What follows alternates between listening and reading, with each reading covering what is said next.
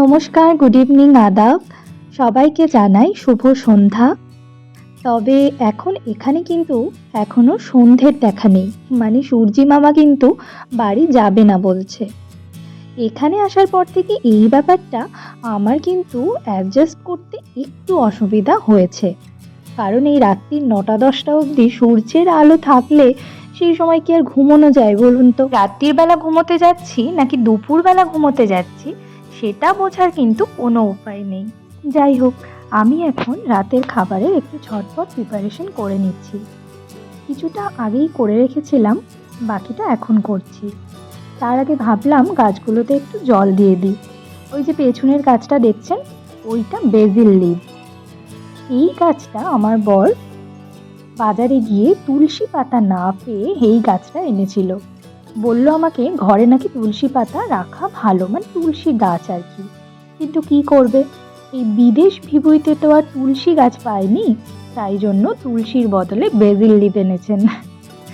তাই এখন এই বেজিল লিভ কাশি সারাতে না, আমার মেয়ে পাস্তাতে খাবারের টেস্ট বাড়াতে আমি ব্যবহার করছি।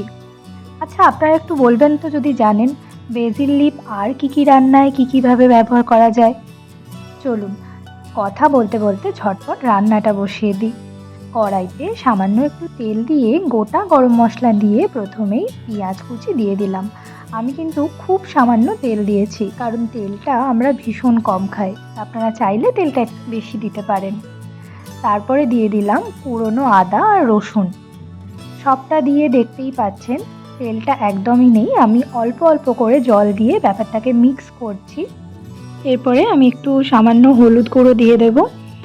মশলাটা একটু শুকিয়ে আসছে, আর একটু জল দিতে হবে। আমি একটু জল মিশিয়ে তারপরে হলুদ গুঁড়ো, জিরে গুঁড়ো, ধনে গুঁড়ো, যা নর্মাল মশলা বাঙালি রান্নায় ব্যবহার করা হয় সবগুলোই দেব। তারপর মশলাটা ভালো করে কষিয়ে নিয়ে এর মধ্যে আলু আর কচু, যেটা আমি আগে কেটে রেখেছি, ওটা ওর মধ্যে মিশিয়ে দেব। দিয়ে কিছুটা জল দিয়ে ঢাকনা দিয়ে রেখে দেবো। ওটা নিজের আছে, অল্প আঁচে রেখে দিলে দমে ওটা হয়ে যাবে। তবে ঠান্ডার কারণে এখানে রান্না করতে কিন্তু খুব একটা কষ্ট হয় না। আর দুবাইতে যখন ছিলাম ওখানে গরম পড়তো ঠিকই, কিন্তু রুমগুলো তো পুরো সেন্ট্রাল এসি, যার ফলে রান্না করতে একেবারেই কষ্ট হতো না।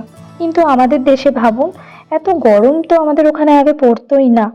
এই রকম বিভৎস গরম এ তো আরবে পড়তো, কিন্তু সে এখন পশ্চিমবঙ্গেও পড়ছে।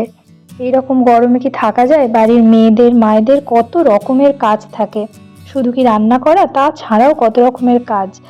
আগে তাও একটু মাটির বাড়ি ছিল বলে সব কিছুতেই একটু উপকার হতো, বাড়িঘর তো আর ঠান্ডা থাকতো। এখন তো সেই উপায়ও নেই। এইসব কথা ভাবতে ভাবতে ওই পাশ থেকে মায়ের ফোন এলো। ইন্ডিয়াতে প্রায় এখন 12টা বাজতে যায়। মা এখন ঘুমোতে যাবে, তাই একবার ফোন করে আমার সাথে কথা বলে নেয়।